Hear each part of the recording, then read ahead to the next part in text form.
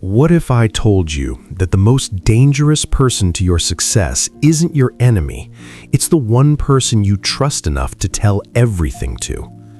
Stay with me, because this story is going to make you think twice about what you share and who you share it with. Let me tell you about the day Owen Marsh found out that his best friend of 20 years had stolen everything from him. Not his wallet, not his car, something worse. His entire business blueprint. Owen grew up in a small village called Hartwell. Tight-knit, quiet, the kind of place where people still wave at strangers. After 10 years working in the city, he came back home with one idea and just enough savings to make it work. He bought an old, broken-down sawmill at the edge of the village for almost nothing, because that's exactly what it was worth at the time. But Owen wasn't buying what it was, he was buying what it could be. He worked 18-hour days. He fixed the equipment himself. He found an underserved market, small furniture makers and carpenters who needed precision-cut hardwood panels but were being ignored by the big suppliers. Owen would cut it right, deliver on time, and charge fairly. Within 2 years, the mill was thriving, waiting list of clients, 6 villagers hired, real money coming in. Owen had done it, from nothing. Now here's where the story turns. Owen had a best friend, Caleb Norris. They'd been close since they were 11 years old. Same school, same football pitch, same everything. While Owen had been away in the city grinding, Caleb had stayed in Hartwell, never quite finding his footing. But every time Owen came back to visit, Caleb was right there. Biggest smile in the room, loudest laugh, always saying how proud he was of Owen. And when the mill started doing well, Owen did what any loyal, open-hearted person does with someone they've known their whole life. He told Caleb everything. Every single thing. Friday evenings at the kitchen table, Owen would talk and Caleb would listen. Owen told him about the precision cutting technique he had developed through months of painful trial and error, the thing that made his work better than anyone else's in the region, his real competitive edge. He told Caleb the names of his 2 biggest clients, the prices he charged them, the volumes they ordered, the personal relationships he had built with each owner. He even showed Caleb the notebooks, the actual operational notebooks, margins, supplier contacts, turnaround times, everything. And Caleb sat there, drink in hand, nodding, smiling. "You've cracked it, mate. You've absolutely cracked it." Owen felt seen, felt celebrated, felt lucky. He had no idea he was being studied. 8 months later, Owen's largest client went silent. No orders. Owen called, got a polite brush-off about finding a more local arrangement. 3 weeks after that, his second biggest client slashed their orders by 60%. No real explanation. Now Owen's gut was turning.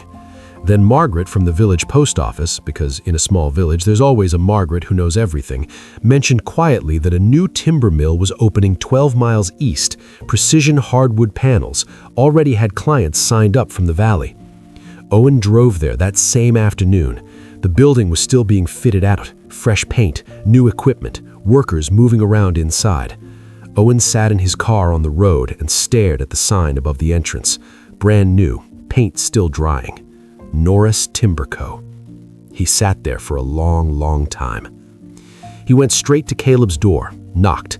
Caleb answered looking surprised, or doing a decent impression of it. They sat at the same kitchen table, same 2 chairs. Owen asked him directly. No shouting, no drama, just straight. Caleb didn't deny it for long. He had taken Owen's cutting method, reconstructed from everything Owen had freely described. He had contacted Owen's clients directly and undercut his prices. He had taken the knowledge Owen had handed him across a dozen Friday evenings and built a competing business with it. And his reason, the line that Owen said he never forgot, was this: "You were never going to give me a piece of it. I had to build something for myself." Owen looked at him and said quietly, "You never asked." Now here's the part most people don't expect. Caleb's mill failed. Within a year it was gone, because he had a copy of Owen's knowledge, not the knowledge itself. He didn't have the 2 years of hard-won instinct, the supplier trust, the client relationships built over time. A copy of a skill is not the skill. But Owen lost 2 major clients, took a serious financial hit, set back nearly a full year of progress. He rebuilt, He always was going to rebuild, but he rebuilt differently, quieter, more guarded. He stopped laying his entire operation on the table for anyone who called themselves a friend. So here's the lesson, and I need you to hear this. Caleb probably did love Owen in his own way. This isn't a story about a monster. It's a story about what happens when you hand someone the keys to everything you've built and mistake familiarity for trustworthiness. They are not the same thing. Knowing someone for 20 years doesn't mean they've earned the right to know your methods, your clients, your numbers, your plans.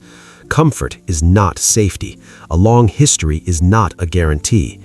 Your ideas are seeds. Not every person smiling at your progress deserves to know the soil you're growing them in. Guard the blueprint, share the finished building. And the next time you're about to tell someone everything, just ask yourself one question first. Has this person ever shown me with their actions that they know how to protect something I care about? If yes, talk freely. If you're not sure, keep the notebook closed. That's the story.